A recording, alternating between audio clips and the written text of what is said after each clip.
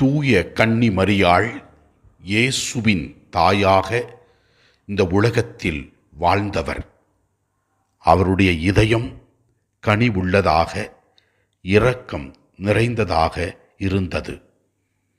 திருவிவிலியத்திலே லூக்கா எழுதிய நற்செய்தியிலே 1ஆம் அதிகாரத்திலே 24 மற்றும் 25 இறை வசனங்கள் இவ்வாறு கூறுகிறது.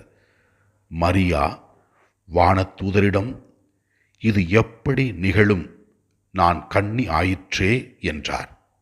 வானதூதர் அவரிடம், தூய ஆவி உம்மீது வரும், உன்னத கடவுளின் வல்லமை உம்மேல் நிழலிடும், ஆதலால் உம்மிடம் பிறக்கப் போகும் குழந்தை தூயது, அக்குழந்தை இறைமகன் எனப்படும் என்று கூறுகிறது.